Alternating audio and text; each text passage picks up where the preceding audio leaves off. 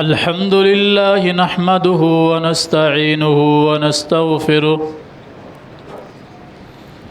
ونؤمن به ونتوكل عليه ونعوذ بالله من شرور أنفسنا ومن سيئات أعمالنا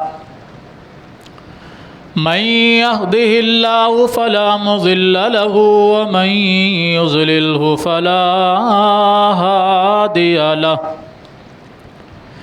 ونشهد أن لا إله إلا الله وحده لا شريك له ونشهد أن محمدًا عبده ورسوله أرسله الله بالحق بشيرا ونذيرا وداعيا إلى الله بإذنه وسراجا منيرا أما بعد فأعوذ بالله السميع العليم من الشيطان الرجيم بسم الله الرحمن الرحيم يا أيها الذين آمنوا إن كثيرا من الأحبار والرهبان ليأكلون أموال الناس بالباطل ويصدون عن سبيل الله والذين يكنزون الذهب والفضة ولا ينفقونها في سبيل الله فبشرهم بعذاب أليم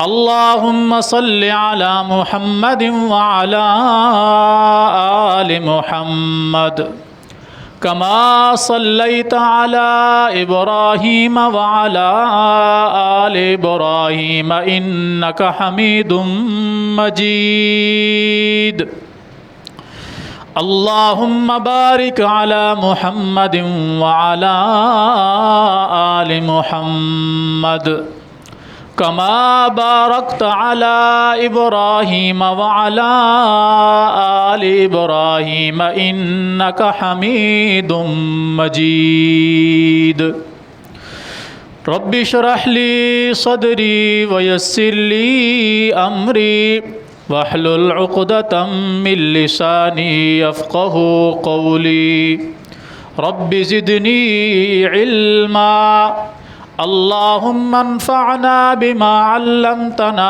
وعلمنا ما ينفعنا وزدنا علما سبحانك لا علم لنا إلا ما علمتنا إنك أنت العليم الحكيم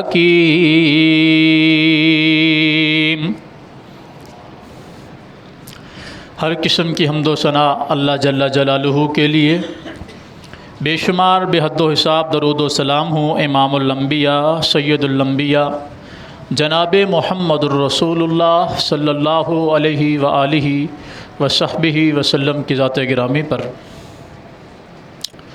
قرآن کریم فرقان حمید میں سے سورہ توبہ کی آیت نمبر 24 میں نے آپ کے سامنے تلاوت کی ہے۔ اس سے پیچھے آیت نمبر 31 سے لے کے یہاں تک جو سلسلہ چل رہا ہے وہ یہود و نصارہ کے علماء کا، ان کے پادریوں کا، ان کے جو راہب تھے اور جو ان کے پیر تھے، جو ان کے مرشد تھے، مربی تھے، ان کا تذکرہ چل رہا ہے۔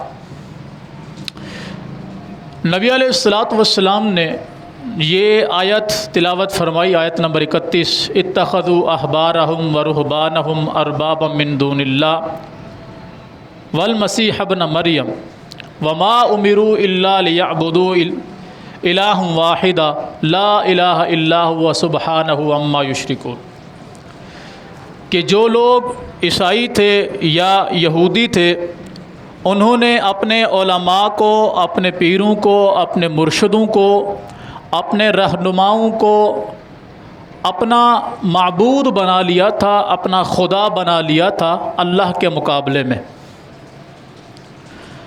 اور وہ اس بات کا ان کو حکم نہیں دیا گیا تھا، بلکہ یہ ان کی اپنی خود ساختہ تعلیمات تھیں کہ انہوں نے اپنے بزرگوں کو اپنا خدا بنا لیا تھا۔ جب یہ آیت مبارکہ نبی علیہ الصلاۃ والسلام نے تلاوت فرمائی، عدی بن حاتم رضی اللہ تعالی عنہ اس وقت نئے مسلمان ہوئے تھے۔ یہ حاتم طائی کے بیٹے ہیں، عدی بن حاتم طائی کے بیٹے ہیں، اور حاتم طائی عیسائیوں میں ایک ایسا بادشاہ گزرا ہے جس کی سخاوت کی مثال آج تک دنیا دیتی ہے۔ بڑا سخی بادشاہ تھا۔ اس کا بیٹا یہ عدی بن حاتم ہے۔ یہ ایک جنگ میں جب اس کی بہن قید ہو کر آئی تھی اور پھر نبی علیہ الصلاۃ والسلام کو پتہ چلا کہ یہ حاتم طائی کی بیٹی ہے، تو آپ نے اپنے صحابہ کرام کا ایک لشکر بھیجا کہ بنفس نفیس احترام کے ساتھ، حفاظت کے ساتھ حاتم طائی کی بیٹی کو اس کے گھر پہنچا کر آؤ۔ ایک لمبا واقعہ ہے۔ صحابہ کرام رضوان اللہ علیہ مجمعین اس کو لے کر نکلے تو عدی بن حاتم نے اپنی بہن کا استقبال کیا اور پھر پوچھا کہ تمہارے ساتھ کیا معاملہ پیش آیا؟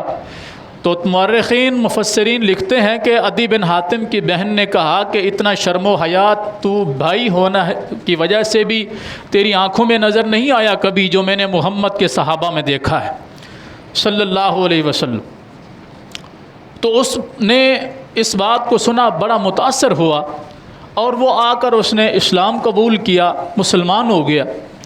اب یہ نبی علیہ الصلاۃ والسلام کی مجلس میں بیٹھا ہوا ہے اور نبی علیہ الصلاۃ والسلام نے اس آیت مبارکہ کی تلاوت کی کہ بہت سارے رہنماؤں کو، راہبوں کو، پیروں کو، فقیروں کو، مرشدوں کو، علماء کو یہود و نصارہ نے اپنا معبود بنا لیا تھا اللہ کے مقابلے میں۔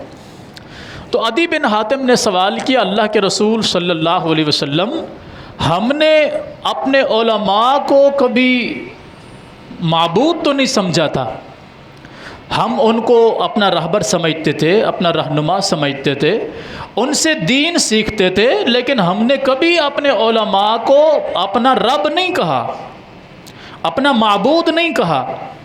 اللہ اکبر کبیرہ۔ نبی علیہ الصلاۃ والسلام نے فرمایا، اچھا یہ بتاؤ، جو چیز اللہ تم پر حلال کر دیتا اور تمہارا وہ مولوی، وہ راہب، وہ پیر، وہ مرشد کہہ دیتا یہ چیز تم پر حرام ہے، کیا تم اس کو حرام نہیں سمجھتے تھے؟ عدی بن حاتم نے کہا جی بالکل سمجھتے تھے۔ آپ نے فرمایا اچھا یہ بتاؤ، جس چیز کو اللہ تم پر حرام کر دیتا کہ یہ چیز تم پر حرام ہے، تمہارا وہ راہب، پادری، عالم، مرشد تمہیں کہہ دیتا یہ چیز تمہارے لیے حلال ہے، کیا تم اس کو حلال نہیں سمجھتے تھے؟ تو وہ کہنے لگے بالکل سمجھتے تھے۔ تو نبی علیہ الصلاۃ والسلام نے فرمایا اسی کا نام تو رب بنانا ہے کہ اللہ کسی چیز کو حلال کر دے، تمہارا عالم، تمہارا راہب، تمہارا پادری اس کو حرام کر دے، تم اس کو اللہ کے مقابلے میں اس کی بات کو جان کر اس کی بات کو مانو، اللہ کی حلال کردہ چیز کو اس کے کہنے پر حرام سمجھو، اللہ کی حرام کردہ چیز کو اس کے کہنے پر حلال سمجھو۔ تو اللہ بنانا کس کو کہتے ہیں؟ معبود بنانا کس کو کہتے ہیں؟ پھر اسی کا نام معبود بنانا ہے کہ جو چیز اللہ حلال کر دے، کوئی اور تمہیں کہہ دے یہ تم پر حرام ہے، تم اللہ کے حکم کو چھوڑ کر اس کے حکم کو مانو تو تم نے اللہ کے سامنے اسے کھڑا کر دیا، اسی کا نام تو رب بنانا ہے۔ یہ آیت چلی، آیت نمبر 24 میں اللہ رب العالمین فرماتا ہے آیت نمبر 34 کے اندر، یا ایھا الذین آمنوا، اے ایمان والو، ان کثیرا من الاحبار والرہبان، بہت سارے راہب، بہت سارے پادری، بہت سارے دین کے پیشوا، بہت سارے دین کے ٹھیکیدار ایسے ہیں لیأکلون اموال الناس بالباطل، جو لوگوں کا مال ناحق طریقے سے کھاتے ہیں، لوگوں کا مال کھاتے ہیں ناحق طریقے سے، انہیں عجیب و غریب فلسفے بتا کر، انہیں عجیب و غریب تعویلیں بتا کر، انہیں عجیب و غریب معاملات بتا کر ان کا مال بٹورتے ہیں، ان کا مال کھاتے ہیں۔ فرمایا یہ وہ لوگ ہیں کہ لوگوں کا مال باطل طریقے سے کھاتے ہیں اور انہیں اللہ کے راستے سے روک دیتے ہیں، اللہ کے راستے سے روک دیتے ہیں۔ پچھلے جمعے میں آپ نے سورہ بقرہ کی آیت سنی تھی، فویل للذین یکتبون الکتاب بایدیہم ثم یقولون ھذا من عند اللہ لیشتروا بہ ثمنا قلیلا، کہ وہ لوگ ایسے تھے جن پر اللہ کی لعنت، اللہ کا عذاب، اللہ کی پھٹکار آئی، جو لوگ اللہ کی آیات کے مقابلے میں خود تحریف کردہ آیات تورات کے اندر، زبور کے اندر، انجیل کے اندر وہ لوگ تحریف کر دیتے تھے، وہ اللہ کی آیات کو بدل دیتے تھے، اس کی جگہ پر وہ اپنی طرف سے عبارتیں شامل کر کے کہتے تھے کہ یہ اللہ کی طرف سے نازل کردہ ہے، جبکہ وہ اللہ کی طرف سے نازل کردہ نہیں ہوتا تھا۔ تو اللہ نے فرمایا یہ بھی لوگوں کے مال کو باطل طریقے سے کھانے کا ایک ڈھنگ تھا کہ امیروں کے سامنے ان کے مطلب کا دین پیش کیا جاتا تھا، غریبوں کے سامنے ان کے مطلب کا دین پیش کیا جاتا تھا، اور بادشاہوں کے سامنے، وزیروں کے سامنے، طاقتوروں کے سامنے ان کے مطلب کا دین پیش کیا جاتا تھا اور پھر ان سے مال حاصل کیا جاتا تھا۔ یہ سارا کام ان کے مولوی کیا کرتے تھے، ان کے عالم کیا کرتے تھے، ان کے راہب اور رہنما کیا کرتے تھے۔ تو نبی علیہ الصلوۃ والسلام نے فرمایا کہ یہ ایسے لوگ ہیں کہ جن کے اوپر اللہ کی لعنت کی گئی ہے، اللہ کی لعنت کی گئی ہے، اور قرآن میں اللہ فرماتا ہے کہ ایسے لوگوں کے لیے اللہ کی ہلاکت ہے۔ اور یہاں اللہ رب العالمین نے آیت نمبر 34 میں فرمایا کہ وہ لوگ جو لوگوں کا مال باطل طریقے سے کھاتے ہیں اور ان کو اللہ کے راستے سے روکتے ہیں، فرمایا یہ وہ لوگ ہیں جو خزانوں کو، مال کو جمع کرتے ہیں اور اس کو اللہ کی راہ میں خرچ بھی نہیں کرتے۔ اے اللہ کے رسول صلی اللہ علیہ وسلم، ان بدبختوں کو دردناک عذاب کی خوشخبری سنا دیجیے کہ تمہارے لیے کوئی اچھا نہیں ہے، تم اس کو جمع کرو، کھاؤ، اپنے لیے بلڈنگیں بناؤ، عمارتیں بناؤ، بلکہ یہ تمہارے لیے عذاب ہے۔ اچھا، یہ نبی علیہ الصلوۃ والسلام سے کہا جا رہا ہے کہ آپ ان کو دردناک عذاب کی خبر سنا دیجئے۔ مجھے بتائیے کہ کیا یہ دردناک عذاب کی خبر صرف یہود و نصارہ کے لیے ہے؟ یہ عذاب کی خبر صرف یہود و نصارہ کے لیے؟ نہیں، یہ ہر اس بندے کے لیے ہے جو اللہ کے بندوں کا مال باطل طریقے سے کھائے، ان کو دین غلط طریقے سے بتائے، ان کو شریعت سے ہٹائے، محمد الرسول اللہ صلی اللہ علیہ وسلم کے طریقے سے ہٹائے، سلف صالحین صحابہ اکرام کے طریقے سے ہٹائے، اپنی مرضی کا دین ان کے سامنے پیش کرے کہ یہ کر لو تب بھی ٹھیک ہے، یہ کر لو تب بھی ٹھیک ہے، ایسا کر لو تب بھی ٹھیک ہے، ویسا کر لو تب بھی ٹھیک ہے۔ یہ سارے وہ راستے ہیں جو یہود و نصارہ کے علماء ان کو بتاتے تھے۔ آج یہی کچھ امت مسلمہ کے ساتھ ہو رہا ہے۔ امت مسلمہ کے اندر ہر دوسری جگہ پر آپ کو ایک راہبر ملے گا، ایک رہنما ملے گا، ایک مرشد ملے گا، لوگ اس کی بیعت ہو رہے ہوں گے، اس کے در کے سامنے جھک رہے ہوں گے، اس کے سامنے سجدہ ریز ہو رہے ہوں گے، اس کی پوجا پاٹ ہو رہی ہوگی، اس کا الگ ایک سلسلہ ہوگا، اس کا الگ ایک نسب ہوگا، اس کا الگ ایک خاندان ہوگا، اس کی الگ ایک گدی ہوگی، اس کی الگ ایک درگاہ ہوگی، اس کی الگ ایک پہچان ہوگی۔ لوگ اس سلسلے کے ساتھ جڑتے جا رہے ہوں گے، جو کچھ وہ کہے گا بس وہی حق ہے، وہ ان کو گالیاں دے تب بھی حق ہے، وہ ان کو سچ بات کہے تب بھی حق ہے، وہ ان کے ساتھ بدکاری کرے تب بھی حق ہے، وہ ان کے ساتھ زیادتیاں کرے تب بھی حق ہے، وہ ان کو مار ڈالے تب بھی حق ہے، وہ ان کا مال لوٹ لے تب بھی حق ہے۔ اور اللہ کی قسم یہ صرف اس ملک کے اندر ہوتا ہے، یا پھر ہمارے پڑوسی ملک انڈیا کے اندر، بنگلہ دیش کے اندر ہوتا ہے، باقی کسی ملک کے اندر آپ کو یہ بیماری نہیں ملے گی، کسی ملک کے اندر بھی۔ یہ پچھلے ہفتے کا واقعہ ہے، رانی پور سندھ کے اندر جو واقعہ دل خراش واقعہ پیش ہے، آپ جانتے ہیں؟ ایک پیر تھا، بہت بڑا پیر، پیر افضل شاہ، جو وہاں کا ایم این اے بھی ہے، ایم این اے ہے وہاں کا، سردار بھی ہے، وڈیرا بھی ہے، پیر بھی ہے، اس کا داماد ہے اسد اللہ شاہ، اس کے گھر میں ایک غریب انسان کی بچی فاطمہ 10 سال کی بچی اس کے گھر میں کام کرتی تھی، اور کوئی ان سے معاوضہ نہیں لیا جاتا تھا کیونکہ وہ پیر تھے، یہ سب ان کے مرید تھے، تو اپنی بچیوں کو، اپنی بیٹیوں کو، اپنی بہنوں کو یہ لوگ اپنے پیروں کے حوالے کر دیتے ہیں، یہ آپ کی باندیاں ہیں، آپ کی خدمت گزار ہیں، آپ کی نوکرانیاں ہیں۔ یہود و نصارہ کے اندر بھی یہی بات ہوتی ہے۔ آج بھی آپ ہندوؤں کا مذہب اٹھا کر دیکھیں تو ان کے ہاں جو پیروں کے لیے، جو پنڈتوں کے لیے عورتیں وقف ہوں گی ان کو داسیاں کہا جاتا ہے۔ پوچھئے داسی کسے کہتے ہیں؟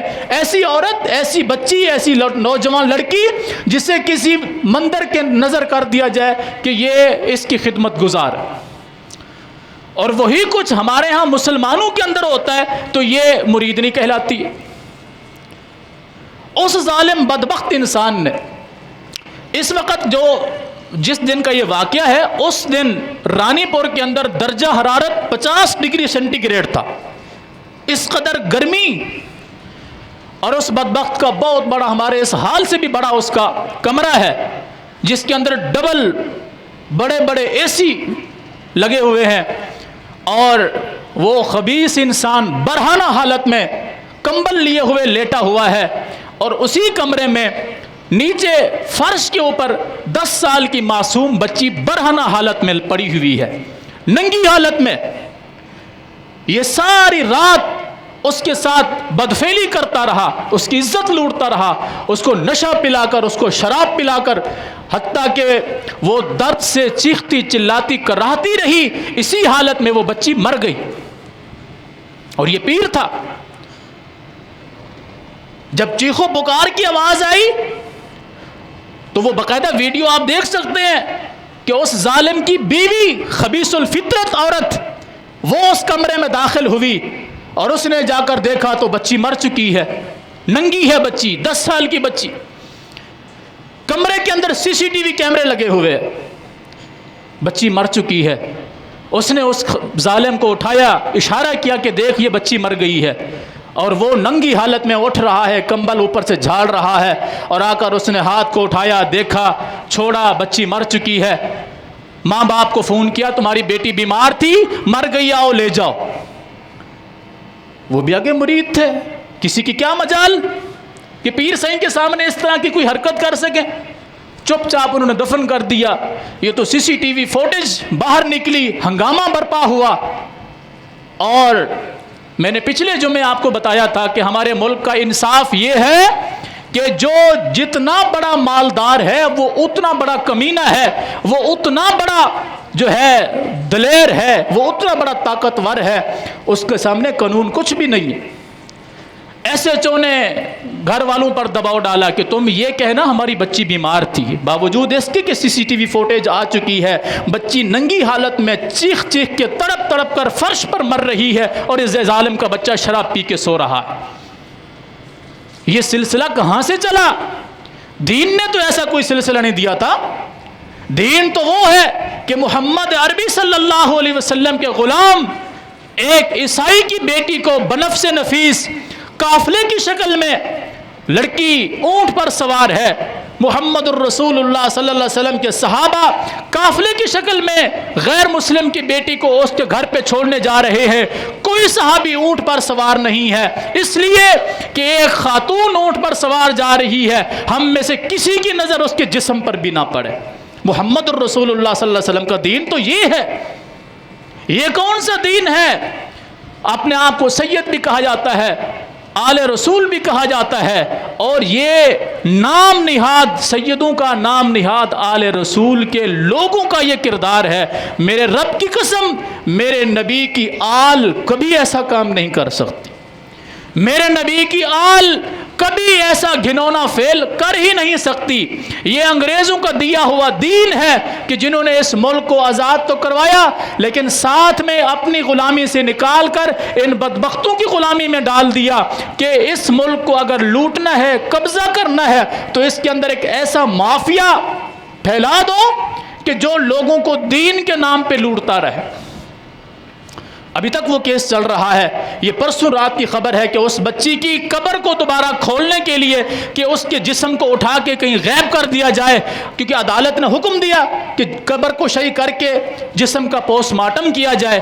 اب عدالت کو ہوش آ رہی ہے جب پوری دنیا میں جو ہے اس ظلم اور بربریت کا واویلا ہو گیا، تب جا کر عدالت کو شرم آئی، اس کو احساس ہوا کہ ہم نے ایک زیادتی کی ہے۔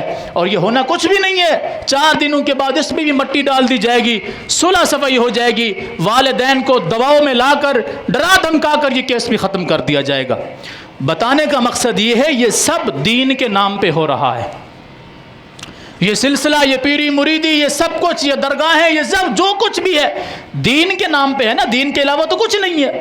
اگر یہ دین کے نام پہ ہے تو وہاں ہونے والے خرافات کون سے دین کے اندر ہیں؟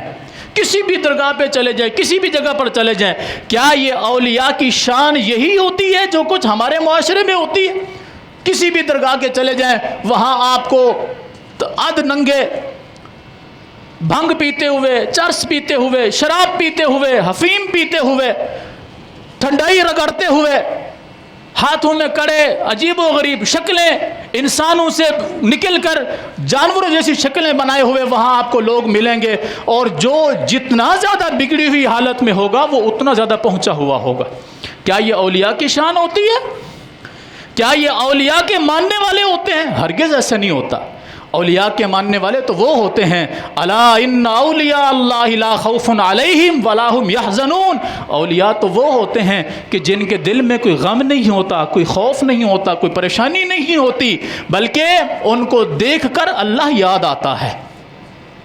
اولیاء تو وہ ہوتے ہیں کہ جن کی شکل کو دیکھو تو تمہیں اللہ یاد آئے کہ یہ اللہ کے ولی ہیں، یہ اللہ کے نیک بندے ہیں، یہ بزرگان دین ہیں، ان لوگوں نے دین کے لیے خدمتیں کی ہیں، ان کی شکلیں بتا رہی ہوتی ہیں کہ یہ اللہ والے ہیں۔ آج اللہ والوں کے نام پر جو کچھ ہو رہا ہے اس ملک کے اندر، اللہ کی پناہ، کوئی ایک جگہ ایسی بتا دیں جہاں جن خرافات کا میں نے نام لیا ہے یہ نہ ہوتی ہوں۔ اور بات کرو تو پھر کہتے ہیں جی اولیاء کی توہین کرتے ہیں۔ اللہ کے بندوں، اولیاء کی توہین یہ ہو رہی ہے جو فوت ہو گیا، ساری زندگی اس نے نیکیاں کی، عبادت کی، سب کچھ کیا، اس نے اللہ کو راضی کیا، وہ فوت ہو گیا، ہم نے اس کے نام پہ دین کا دھندا بنانا شروع کر دیا۔ یہ برابر میں ہے آپ کے بکرا پیڑی میں، مین روڈ کے اوپر کئی ایکڑ جگہ کو گھیرا ہوا ہے۔ یہ شخص کون تھا؟ یہ برابر میں آپ کے کون تھا یہ شخص؟ شرابی، نشئی انسان، ساری زندگی نشہ کرنے والا، اس کے ساتھ کے زندہ لوگ آج موجود ہیں۔ میرے رب کی قسم میں آپ کو یہاں بلوا کر ان سے ملاقات کروا سکتا ہوں جو بتائیں گے کہ ہم ان کے ساتھ بیٹھ کر شراب پیتے تھے، نشہ کرتے تھے۔ وہ مر گیا، آج اس کی بہت بڑی درگاہ ہے، اس کو تم اللہ کا ولی کہتے ہو؟ یہ اللہ کی ولیوں کی توہین ہے۔ اللہ کے ولی اس کو نہیں کہا جاتا۔ اللہ کا ولی وہ ہوتا ہے جو اللہ کی عبادت میں زندگی گزارے اور جس کے چہرے کو دیکھتے ہوئے تمہیں اللہ یاد آئے۔ نبی علیہ الصلوۃ والسلام کے صحابہ کو دیکھا کبھی تم نے؟ قرآن کو پڑھیے، قرآن کہتا ہے کبھی وہ لوگ رات کو اٹھ کر اللہ کے سامنے قیام کر رہے ہوتے تھے۔ اللہ کے ولی اس کو کہتے ہیں، رات کو اٹھ کر سحری کے وقت اٹھ کر قیام کر رہے ہوتے تھے، سحری کے وقت وہ رکوع کی حالت میں ہوتے تھے، سحری کے وقت وہ سجدے کی حالت میں ہوتے تھے، کبھی کھڑے ہو کر اللہ کو منا رہے ہیں، کبھی رکوع کی حالت میں اللہ کو منا رہے ہیں، کبھی سجدے کی حالت میں اللہ کو منا رہے ہیں، کبھی چھپ چھپا کر مال اللہ کی راہ میں خرچ کر کے اللہ کو منا رہے ہیں، کبھی اعلانیہ طور پہ مال اللہ کی راہ میں خرچ کر کے اللہ کو منا رہے ہیں، کبھی میدان جہاد میں لڑتے ہوئے اللہ کو منا رہے ہیں، کبھی محمد رسول اللہ صلی اللہ علیہ وسلم کے جان کی تحفظ کی خاطر اپنی جان کو ڈھال بناتے ہوئے اللہ کو منا رہے ہیں۔ اللہ کے ولی اس کو کہتے ہیں۔ اللہ کے ولی یہ ہوتے ہیں جس راستے سے گزر جائیں وہ معاشرہ معطر ہو جاتا تھا، اس کو اللہ کا ولی کہا جاتا ہے۔ اس کو اللہ کا ولی نہیں کہتے جس راستے سے گزر جائیں، 2 رات کہیں ٹھہر جائیں تو اگلے دن یا تو کوئی بندہ بڑھ گیا ہوتا ہے یا کم ہو گیا ہوتا ہے، اس کو اللہ کا ولی نہیں کہا جاتا۔ اللہ کا ولی تو وہ ہے جس نے عبادت کی ہو اللہ کے رسول صلی اللہ علیہ وسلم کے حکم کے مطابق، اپنی منمانی پر عبادت کرنے والا بھی اللہ کے ولی نہیں ہے، اپنی منمانی پر اپنے طریقے کے مطابق عبادت کرنے والا بھی اللہ کا ولی نہیں ہے۔ کیوں؟ اللہ رب العالمین نے خود قرآن میں فرمایا جو میرا نبی تمہیں دے دے اسے لے لو، اور جس چیز سے منع فرما دے اس سے رک جاؤ۔ تو جو اللہ کی اس آیت پر عمل کرتے ہوئے عبادت کرتا ہے، گویا کہ اس نے عبادت کرتے وقت دیکھنا ہے کہ میرے نبی نے رکوع کیسے کیا، سجدہ کیسے کیا، قیام کیسے کیا، صدقہ کیسے کیا، زکوٰۃ کیسے دی، خیرات کیسے کی، خوشی کیسے کی، غمی کیسے کی، سفر کیسے کیا، حضر کیسے گزرا، گھر کی حالت کیسی ہے، گھر کے اندر لوگوں کے ساتھ، اپنے گھر والوں کے ساتھ تعلقات کیسے ہیں، معاشرے والوں کے ساتھ تعلقات کیسے ہیں۔ پھر وہ ایک ایک قدم کو اٹھانے سے پہلے اللہ کے رسول صلی اللہ علیہ وسلم کی سنت کو، آپ کے طریقے کو دیکھتا ہے۔ اس کو اللہ کا ولی کہا جاتا ہے۔ وہ اللہ کا ولی نہیں ہوتا جو اپنی مرضی کے مطابق جنگلوں میں نکل جائے، بیابانوں میں نکل جائے، نہ کھانے کی پرواہ نہ پینے کی پرواہ۔ اس کو راہب اور پادری کہا جاتا ہے، جسے قرآن کی زبان میں کہا گیا ہے۔ بنی اسرائیل کا ایک واقعہ ہے، نبی علیہ الصلوۃ والسلام نے فرمایا کہ اللہ رب العالمین کی طرف سے حکم ہوا کہ فلاں بستی کو تباہ کر دو، فلاں بستی کو تباہ کر دو۔ جب اللہ کے فرشتے عذاب لے کر اس بستی میں پہنچے تو دیکھا کہ وہاں ایک ایسا بندہ ہے جس کو اللہ کے علاوہ کوئی خبر نہیں۔ ہمارے ہاں بھی آج یہی ہوتا ہے نا کہ اللہ اللہ کرتے کرتے کرتے بس یہ فنا فی اللہ ہو گئے، اللہ کی ذات میں گم ہو گئے۔ معاذ اللہ، استغفر اللہ۔ اللہ کی ذات میں کوئی گم نہیں ہوتا، اللہ کی ذات میں کوئی گم نہیں ہوتا۔ یہ شعر باطل شعر ہے کہ فنا فی اللہ کی تہ میں بقا کا راز مضمر ہے۔ اسے مرنا نہیں آتا جسے جینا نہیں آتا، اسے جینا نہیں آتا جسے مرنا نہیں آتا۔ اللہ کی ذات میں کوئی فنا نہیں ہو سکتا۔ اگر اللہ کی ذات میں آپ نے کسی کو فنا کر دیا، گویا کہ آپ نے اس کو اللہ کا جزو بنا دیا، اللہ کا حصہ بنا دیا۔ اللہ خود قرآن میں نہیں کہتا قل هو اللہ احد، کہہ دیجئے وہ اکیلا ہے، اللہ الصمد، وہ بے نیاز ہے، لم یلد، اس نے کسی کو نہیں جنا، ولم یولد، نہ وہ کسی سے جنا گیا ہے، ولم یکن لہ کفوا احد، اس جیسا کوئی ہے ہی نہیں۔ جب اس جیسا کوئی ہے ہی نہیں تو اس کی ذات میں فنا کوئی کیسے ہو سکتا ہے؟ یہ صوفیاء کا بنایا ہوا شعر ہے، فنا فی اللہ کی تہ میں بقا کا راز مضمر ہے، جسے مرنا نہیں آتا اسے جینا نہیں آتا۔ یہ اولیاء کی شان والا شعر نہیں ہے، اس لیے کہ اللہ کی ذات میں کوئی مضمر ہو ہی نہیں سکتا، اللہ کی ذات میں کوئی چھپ ہی نہیں سکتا۔ اگر آپ نے کسی کو اللہ کی ذات میں چھپا دیا تو پھر عیسائیوں کا کیا قصور تھا جنہوں نے کہا عیسیٰ علیہ السلام اللہ کے بیٹے ہیں؟ اگر آپ نے کسی کو اللہ کی ذات میں ضم کر دیا، اس کو فنا کر دیا، پھر عیسائیوں کا کیا قصور ہے جنہوں نے کہا عیسیٰ علیہ السلام کی والدہ مریم اللہ کی بیوی ہے؟ اگر کسی کو آپ نے اللہ کی ذات میں شامل کر دیا، یہودیوں کا کیا قصور ہے جنہوں نے کہا عزیر علیہ السلام اللہ کے بیٹے ہیں؟ اگر آپ نے کسی کو اللہ کی ذات میں ضم کر دیا، فنا فی اللہ کہہ دیا، تو پھر یہودیوں اور عیسائیوں کا کیا قصور ہے جنہوں نے کہا نحن ابناء اللہ، ہم اللہ کی اولاد ہیں؟ یہ قرآن کہہ رہا ہے۔ وقالت ان یہود والنصارى، یہودیوں نے بھی کہا، عیسائیوں نے بھی کہا نحن ابناء اللہ، ہم اللہ کے بیٹے ہیں، واحباؤ، اور اتنے زیادہ محبوب بیٹے ہیں کہ ہم سے زیادہ کوئی عزیز اللہ کو ہے ہی نہیں۔ ان کا پھر کیا قصور ہے؟ آج جو بھی اٹھتا ہے ننگا تھڑنگا، جس کو کل تک کوئی نہیں پوچھتا تھا، آج اس کے لیے عجیب و غریب معاملہ شروع ہو جاتا ہے، اس کی کرامتیں شروع ہو جاتی ہیں، اس کی عجیب و غریب منقطیں شروع ہو جاتی ہیں، سمجھ سے بالا تر ہو جاتی ہے۔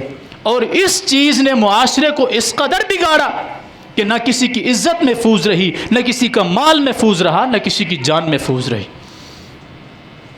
بنی اسرائیل کو حکم دیا گیا اس قوم کو عذاب دینے کا۔ فرشتے جب پہنچے تو دیکھا وہاں ایک ایسا ہے کہ جس کو اللہ اللہ کہنے کے علاوہ کوئی فکر نہیں ہے۔ فرشتے واپس گئے، کہا یا اللہ وہاں تو تیرا ایک ایسا بندہ بھی ہے جس کو صرف تیری فکر ہے اور کسی چیز کی نہیں، جس کا اٹھنا بیٹھنا چلنا پھرنا ہر وقت بس تیری یاد اس کے دل میں ہے، اس کی زبان پہ ہے اور کچھ بھی نہیں ہے۔ فرمایا سب سے پہلے اس بدبخت کو تباہ کرو، پوری بستی کو اٹھا کے اس کے اوپر دے مارو. وجہ یہ ہے کہ یہ خود میری یاد میں مصروف ہے، اس کے معاشرے میں اس کے سامنے جو کچھ میری نافرمانی دشمنی ہو رہی ہے اس کو کوئی ٹینشن نہیں ہے. یہ سمجھتا ہے ٹھیک ہے ہر کسی کا اپنا معاملہ ہے، اور صحیح اپنا چھوڑو نہیں، کسی کو چھیڑو نہیں، آپ کو کیا ٹینشن ہے، جو کرتا ہے کرنے دو، اس نے اپنا جواب دینا ہے. یہ اس آدمی کا وتیرہ تھا جو آج ہمارے ہاں سلوگن ہے نا، نعرہ ہے، اپنا دین چھوڑو نہیں، کسی اور کو چھیڑو نہیں. یہ اس آدمی کا دین تھا جس کے متعلق اللہ نے فرمایا پوری بستی کو اٹھا کے اس پہ دے مارو کہ اس کے سامنے میرے ساتھ شرک ہو رہا ہے، میرے ساتھ لوگ بغاوتیں کر رہے ہیں، دشمنیاں کر رہے ہیں، میری فرمانیاں کر رہے ہیں، اور اس کو کوئی پرواہ نہیں ہے، یہ روکنے والا بھی نہیں ہے. یہ کہتا ہے جو جہاں لگا ہے بس ٹھیک ہی لگا ہے. آج ہمارے ہاں بھی یہی معاملہ ہے. ہر دوسرے بندے کا اپنا ایک سلسلہ ہے، اپنی ایک گدی ہے، اپنا ایک معاملہ ہے. وہ کہتا ہے بس میرے پیچھے چل پڑو، تمہارا سارا بیڑا پار. اور آپ دیکھیں گے عجیب و غریب معاملہ. پھر اللہ نہ کرے جب کوئی معاملہ پیش آ جاتا ہے نا، پھر ہم کہتے ہیں وہ فلاں پیر پکڑا گیا، وہ جیلی پیر تھا، اس نے کئی عورتوں کی عزتیں لوٹی تھیں، اس نے کئیوں کے ساتھ فراڈ کیا تھا، اس نے کئیوں کو لوٹا تھا. اس کو پروموٹ کرنے والے کون تھے؟ اس کو معاشرے کے اندر تعارف کروانے والے کون تھے؟ کچھ دلال قسم کے لوگ ہوتے ہیں جو ایسے لوگوں کی مکاریاں فنکاریاں لوگوں کے سامنے پیش کرتے ہیں کہ جی جو کچھ چاہیے نا بس یہاں چلے جاؤ، خالی نہیں آؤ گے. غریب تر ہوتا جاتا ہے، حضرت امیر تر ہوتے جاتے ہیں. یہ اس معاشرے کا کھیل ہے. اور آپ دیکھیں کسی بھی جگہ پر چلے جائیں، جب بھی کوئی کسی کی در پر جائے گا، درگاہ پہ جائے گا، دے کر آئے گا. کبھی کسی کو لے کر آتے ہوئے بھی دیکھا ہے آپ نے؟ اللہ کے گھر میں آؤ، تمہیں کچھ دینا نہیں پڑے گا، اللہ گناہ بھی معاف کرتا ہے، آنے والے ایک ایک قدم پہ اللہ رحمتیں بھی عطا فرماتا ہے، گناہ بھی معاف فرماتا ہے، درجات بھی بلند فرماتا ہے. ہم نہیں آتے. وہ کہتا ہے مجھے پکارو میں تمہاری دعا سنوں گا. ہم کہتے ہیں ٹھیک ہے دیکھا جائے گا، جب مشکل پیش آئے گی تب دیکھ لیں گے. وہ کہتا ہے ادعونی استجب لکم، مجھے پکارو میں قبول کروں گا. یہ نہیں فرمایا ادعونی اجبتکم، مجھے پکارو میں تمہیں جواب دوں گا. نہیں، جواب کی تو بات ہی نہیں کی اللہ نے. اللہ کی قسم، وقال ربکم ادعونی، تمہارا رب کہتا ہے ادعونی، مجھے پکارو، مجھے پکارو، استجب لکم، میں تمہاری دعا کو قبول کروں گا. جائیے کسی بھی مفسر کی تفسیر، کسی مترجم کا ترجمہ اٹھا کر دیجئے، دیکھیے استجب لکم کا معنی اگر کسی نے یہ کیا ہو کہ میں تمہاری بات کا جواب دوں گا، میں منہ مانگا انعام دوں گا. ہر مترجم نے یہ ترجمہ کیا ہے استجب لکم، میں تمہاری دعا کو قبول کروں گا. اللہ کے در پہ آؤ، اللہ سے مانگو، اللہ خوش ہوتا ہے کہ میرا بندہ میرے در پر آیا ہے. لوگوں سے جا کر مانگو، وہ ناراض ہوتے ہیں. مجھ سے اگر کوئی چیز مانگو گے، اگر میرے پاس دینے کی طاقت بھی ہوگی نا، تب بھی میں ٹال مٹول کر دوں گا، نہیں یار ابھی میرے پاس گنجائش نہیں ہے. میں آپ کے پاس گیا، اس کے پاس گیا، اس کے پاس گیا، ہم ٹال مٹول کر دیتے ہیں، بار بار اصرار کرتے ہیں تو ہم ناراض بھی ہو جاتے ہیں، یار میرے پیچھے ہی پڑ گئے ہو، گلے پڑ گئے ہو. اللہ تو وہ کہتا ہے کہ جو مجھ سے نہیں مانگتا وہ ایسا انسان ہے جو متکبر ہے، جو سرکش ہے، جو میرا دشمن ہے، میرا باغی ہے. اگر یہ میرا دوست ہوتا تو مجھ سے مانگتا نا. جو مجھ سے نہیں مانگ رہا، میرے سامنے نہیں آ رہا، میرے سامنے اپنی جبین نیاز کو نہیں جھکا رہا ہے، تو اس کا مطلب یہ ہے کہ اس کو میری ضرورت بھی نہیں. اللہ اس بات پر غصے ہوتا ہے، اللہ اس بات پر ناراض ہوتا ہے کہ یہ مجھ سے مانگتا کیوں نہیں، یہ میرے در پہ آتا کیوں نہیں. قرآن کریم کو آپ اٹھا کر دیکھیں، سورہ مومنون کے اندر 18ویں پارے کے اندر اور دیگر کئی مقامات پر 20ویں پارے کی پہلی سورت کے اندر، سورہ شعراء، سورہ نمل جو 19ویں پارے سے چل کے آ رہی ہے، اس کے اندر بھی آپ ابتدائی 5 آیات پڑھ کر دیکھیں.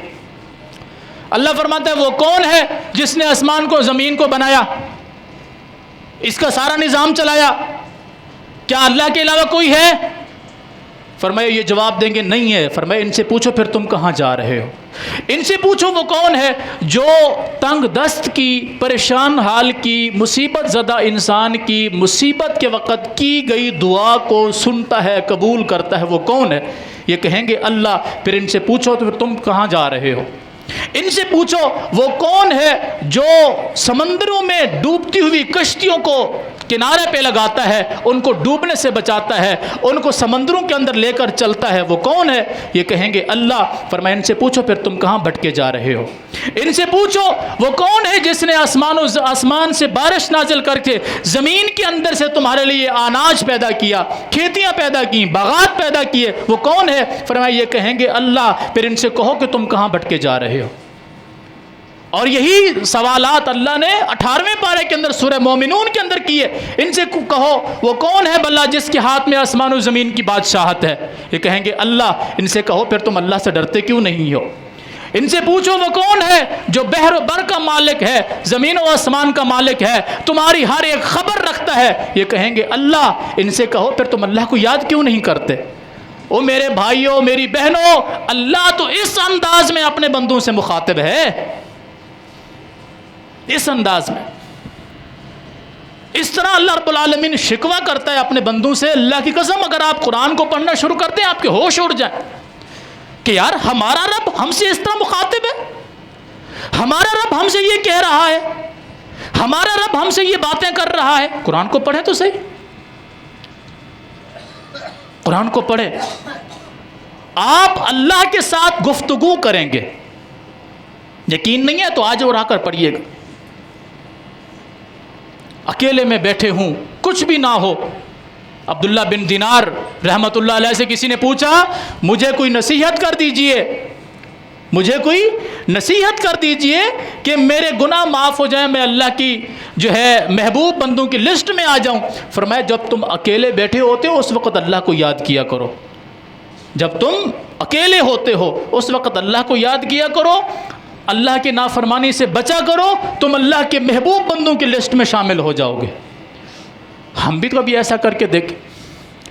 ہمارے ہاں تو سلسلہ عجیب بن چکا ہے کہ ہر دوسری جگہ پر، تیسری جگہ پر، چوتھی جگہ پر الگ کہانی ہوتی ہے۔ پکڑا جائے تو وہ جیلی ہوتا ہے، نہ پکڑا جائے تو وہ اصلی ہوتا ہے، پھر اس کی کرامتیں ہوتی ہیں، پھر وہ مردوں کو بھی زندہ کرتا ہے، پھر وہ بے اولادوں کو اولادیں بھی دیتا ہے، پھر وہ بے روزگاروں کو روزگار بھی دیتا ہے، پھر وہ تنگ دستوں کی تنگ دستیاں بھی دور کرتا ہے، جب تک وہ پکڑا نہ جائے۔ اور میں اکثر کہا کرتا ہوں کہ کامیاب پیر کی ضمانت یہ ہے کہ مرید اتنا بڑا جاہل ہونا چاہیے۔ کامیاب پیر کی ضمانت کیا ہے کہ کسی کو آپ سمجھتے نہیں یہ سب سے زیادہ کامیاب ہے، بڑا پہنچا ہوا ہے، اس کی ضمانت کیا ہے کہ اس کا مرید اتنا بڑا جاہل ہونا چاہیے۔ یہ جاہل ہی تو تھا نا کہ جس کی بیٹی کو درندے نے نوچ نوچ کر قتل کر دیا، اور وہ کوئی آہو بکا نہیں کرنا چاہتا۔ یہی تو تھا۔ پیچھے آپ چلیں 2 سال 3 سال پہلے کا واقعہ، قصور میں ایک پیر نے دعویٰ کیا کہ میں اپنی درگاہ پر ایک معجزہ دکھاؤں گا، درگاہ پر ایک معجزہ دکھاؤں گا۔ معجزہ کیا ہے؟ میں کچھ لوگوں کو قتل کروں گا، قتل کرنے کے بعد پھر ان کو زندہ کروں گا۔ یہ نیٹ پر ویڈیو موجود ہے، آپ دیکھ سکتے ہیں۔ وہ بات کر رہا ہوں جس کا ثبوت دے سکتا ہوں، بہادر ماں باپ کی اولاد ہوں، بزدل نہیں ہوں۔ ان کو قتل کروں گا پھر ان کو زندہ کروں گا۔ ڈنڈے مار مار کے اس نے 7 بندے قتل کیے۔ کتنے بندے؟ 7 بندے۔ اس کا کیس چلا ہے، باقاعدہ وہ گرفتار ہوا ہے۔ 7 بندے مر گئے، مارن دو، ڈنڈے مار مار کے مر گئے، کسی کو چھرے مارے، کسی کو کچھ مارا، گردنیں الگ کر دی 7 بندوں کی۔ اب کل جب تم لوگ آؤ گے تو یہ سارے تم کو زندہ اور سلامت ملیں گے۔ یہ معجزہ تھا۔ کل جب تم آؤ گے تمہیں سارے زندہ اور سلامت ملیں گے۔ رات کو کسی مرید کو ڈنڈے زیادہ لگ گئے تھے، وہ بیچارہ مرنے سے تو بچ گیا لیکن وہ تکلیف برداشت نہیں کر سکا، اس نے پولیس کو 15 پہ کال کر دی کہ حضرت مجھے پیر صاحب مار کے دوبارہ زندہ کرنے والے تھے اور میرے ساتھ 7 بندے چلے بھی گئے ہیں زندہ ہونے کے لیے۔ پولیس پہنچ گئی، مرید پوری پیر کو، مشڈنڈوں کو، وزیروں کو، مشیروں کو، درباریوں کو، سب کو اٹھا لیا، گرفتار کر کے تھانے پہ لے گئے، کیس چلا۔ میں نے کیا کہا، کامیاب پیر کی ضمانت کیا ہے کہ مرید اتنا بڑا جاہل ہونا چاہیے تو یہ تھا کہ یہ جو باقی اس کے ماننے والے تھے یہ اس کے اوپر کیس کرتے، انہوں نے پولیس پہ دعویٰ کر دیا کہ پولیس نے پیر کے عمل سے پہلے اسے گرفتار کر لیا ورنہ پیر صبح ان کو زندہ کر دیتا۔ پیر کے عمل سے پہلے پولیس نے ان کا عمل خراب کر دیا ورنہ یہ صبح سارے زندہ ہو چکے ہوتے۔ اب یہ جو لوگ زندہ نہیں ہوئے ان کی ذمہ دار پولیس ہے کیونکہ انہوں نے پیر کو عمل کرنے، معجزہ کرنے سے پہلے گرفتار کر لیا۔ اللہ کی قسم، وہ 7 بندے جو مرے ان کے بچے یتیم ہوئے، ان کے ماں باپ بے اولاد ہوئے، ان کی عورتیں بیوہ ہوئیں، ذمہ دار کون ہے؟ میں نے پہلے کہا جتنا بڑا مرید جاہل ہوگا اتنا بڑا پیر کامل ہوگا۔ اور یہ بھرا پڑا ہے آپ کا ملک، بھرا پڑا ہے، اور یہاں ہمیں لوگ دھمکیاں دینے آ جاتے ہیں، تم ہمارے متعلق یہ کہتے ہو، یہ کہتے ہو۔ میں وہ باتیں کر رہا ہوں جن کے ثبوت رکھتا ہوں جو اس ملک کے اندر آپ کی آنکھوں کے سامنے ہو رہا ہے۔ ہم آنکھوں سے اندھے تو نہیں ہیں، نظر آتا ہے ہمیں، دیکھتے ہیں ہم۔ یہ رانی پور کا واقعہ، معصوم بچی کے ساتھ ہونے والی زیادتی کا کس کو علم نہیں ہے؟ اور پوچھو، وہ اپنا سلسلہ بتائیں گے کہ ہم آل رسول تک ہمارا سلسلہ پہنچتا ہے۔ لعنت ہے ایسے لوگوں پر جو ایسے کام کریں اور پھر اپنے آپ کو نبی کی اولاد میں شامل کریں۔ نبی کی اولاد تو وہ ہے، نبی کی آل تو وہ ہے جنہوں نے بھوکھوں کو کھانا کھلایا، بے سروں کو کپڑے پہنائے، تنگ دستوں کی مدد کی، بے کسوں کی لاچاری کو سمجھتے ہوئے ان کے ساتھ مدد کی۔ قرآن ان کے متعلق کہتا ہے یؤثرون الناس علی انفسہم ولو کان بہم خصاصہ، یہ خود اگرچہ تنگ دست بھی ہوں، اگر ان کے پاس کوئی آ جائے تو جو کچھ ان کے پاس ہوتا ہے یہ ان کو دے دیتے، کہتے ہیں ہماری خیر ہے۔ یہ آل رسول ہوتے ہیں۔ قرآن کہتا ہے وَيُطْعِمُونَ الطَّعَامَ عَلَى حُبِّهِ مِسْكِينًا وَيَتِيمًا وَأَسِيرًا، یہ تو وہ لوگ ہیں کہ جب ان کے پاس کوئی بھوکا آ جائے، کوئی قیدی آ جائے، کوئی مسافر آ جائے تو یہ اس کو کھانا کھلاتے ہیں، کہتے ہیں ہماری خیر ہے۔ آل رسول تو یہ ہوتے ہیں۔ سورہ دہر کی یہ آیت کا شان نزول دیکھیے گا، یہ شان نزول آل رسول کے متعلق ہے کہ حضرت علی المرتضیٰ رضی اللہ تعالی عنہ کے گھرانے کے حوالے سے یہ شان نزول ہے کہ گھر میں کھانا تیار تھا، باہر سے کوئی آیا، آواز دی میں یتیم ہوں، اپنے گھر کو جانا ہے، کھانے کو کچھ نہیں ہے، جو پکا تھا فرمایا اس کو دے دو۔ تھوڑی دور گزری، آواز آئی میں مسافر ہوں، سفر پہ جانا ہے، کھانے کو کچھ نہیں ہے، فرمایا جو بچا ہے اس کو دے دو۔ پھر کچھ دیر گزری تو کہا میں قیدی ہوں، ابھی قید سے رہا ہو کر آیا ہوں، اپنے گھر میں جانا ہے، کچھ بھی نہیں ہے۔ کہا جو کچھ ہے اٹھا کر ان کو دے دو، ہم اللہ کی یاد میں رات گزار لیں گے۔ اللہ نے قرآن نازل فرما دیا وَيُطْعِمُونَ الطَّعَامَ عَلَى حُبِّهِ مِسْكِينًا وَيَتِيمًا وَأَسِيرًا، یہ وہ ہیں کہ جو اللہ کی محبت میں، لوگوں کو دکھانے کے لیے نہیں کہ ہمارے گھر میں کچھ نہیں ہے چلیں یہ کھا لے وہ کھا لے، نہیں، اللہ کی محبت میں، اللہ کی محبت میں یتیموں کو، قیدیوں کو، مسافروں کو، مسکینوں کو کھانا کھلاتے ہیں اور ان سے کچھ بھی نہیں چاہتے۔ یہ نہیں کہتے کہ تمہیں دے دیا یار تم جاتے جاتے یہ تو کہہ دو شکریہ، انما نطعمکم لوجہ اللہ۔ اگر کوئی کہنا چاہے نا کہ یار آپ کا شکریہ آپ نے میری مدد کی، تو کہتے ہیں نہیں نہیں نہیں نہیں نہیں نہیں، یہ بات نہیں کرنی۔ کیوں؟ کیونکہ ہم نے یہ جو کچھ کیا ہے اللہ کی رضا کی خاطر کیا ہے۔ انما نطعمکم لوجہ اللہ، ہم نے تو تمہیں کھانا کھلایا ہے اللہ کی رضا کی خاطر، شکریہ کے لیے تو نہیں کھلایا۔ لا نريد منکم جزاء ولا شکورا، ہم تم سے کوئی بدلہ بھی نہیں چاہتے، کوئی شکریہ کے الفاظ سننا بھی نہیں چاہتے۔ یہ آل رسول ہوتے ہیں۔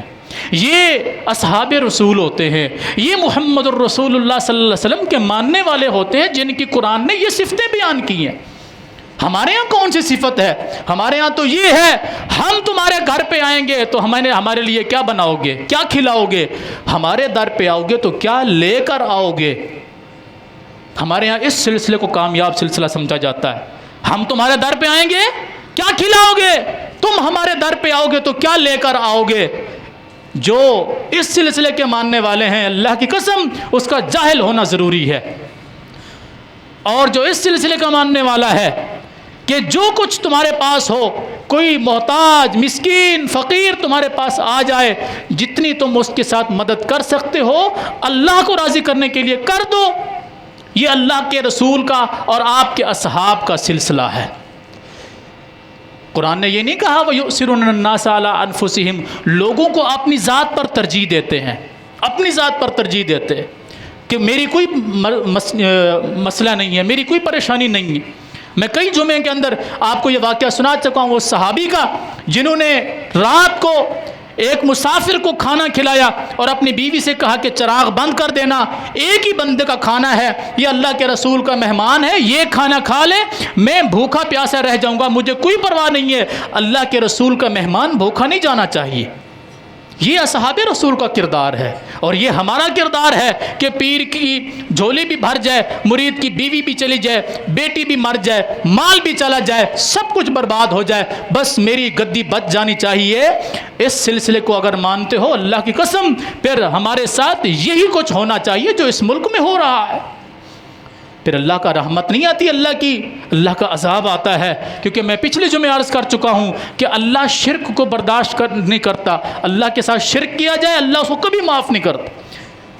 ان اللہ لا یغفر ان یشرک بہ ویغفر ما دون ذلک لمن یشاء، اللہ شرک کے علاوہ جس کو چاہے گا معاف کر دے گا۔